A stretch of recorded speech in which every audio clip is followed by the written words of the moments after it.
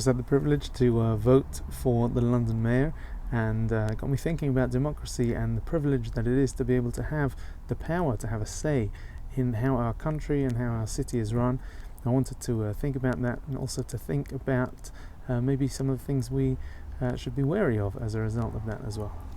In Shabbat Behar-Bechukotai, one of the things we read about is the Shemitah and the Yovel year, and particularly the Yovel, the Jubilee year, once every 50 years in the land of Israel, would be declared a very, very special year. And actually the Torah says, this is in chapter 25, verse 10, V'kidashtem et shanat ha-chamishim shana, you should declare this year holy, the 50th year is holy, Ukaratem duror ba'aretz lechol yoshveha, and you should proclaim the land to be free, in a sense, that everybody in the land of inheritance returns to its original inheritors, even if they had sold it off. And again, it talks about the halachot, the laws regarding the return of land to its original inheritors. But this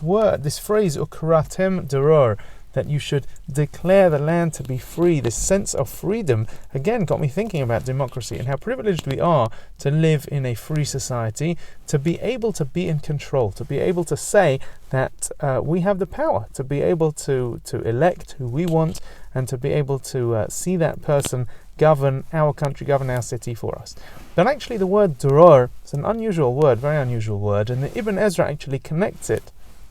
to the word duror, which appears in Mishlei, in chapter 26 of Mishlei, where the word duror seems to mean a bird, a type of bird, perhaps a swallow, and he comments that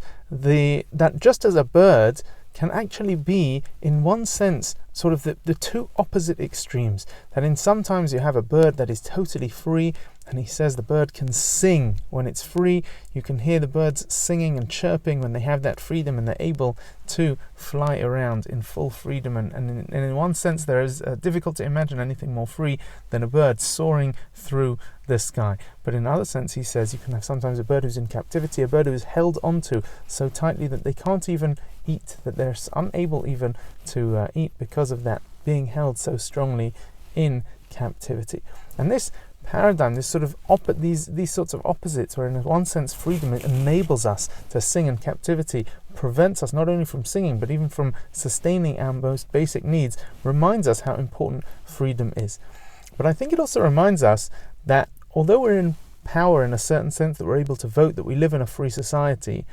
when we think of somebody being held captive to the extent that they're unable to eat, that gives to me the connotation of anxiety, that real sort of fear. Somebody who is so held, perhaps not by somebody else, not held captive by any individual or by a society, but just held captive within ourselves, that we can find ourselves so anxious and so nervous and so worried about things that we are unable to eat, unable to take care of ourselves in the fullest sense. And this idea of anxiety can really keep us captive inside, can really make us feel very, very limited, can make us feel the exact opposite of free. And I think that what the Jubilee year does, and Shemitah and Yovel in general, what they do is remind us that although we have the opportunity many times to be in control, that actually our anxiety or our lack of anxiety should come from a recognition that there is somebody else who is in control of the world. That we don't need to be fearful, we don't need to be so anxious about everything that we do, because while we try our best, while we certainly should vote and certainly should put in our great effort to making sure that everything in our lives fits together well, we also don't need to be nervous to such an extent, because the Almighty is the one who's ultimately in control. That there is somebody else who's watching over everything that happens, and so we don't need to have that worry. We don't need to feel penned in by that worry, and we can feel that freedom that comes with a lack of anxiety, that freedom that comes with assurance that somebody is looking after us and somebody is taking care of our every needs. Shabbat Shalom.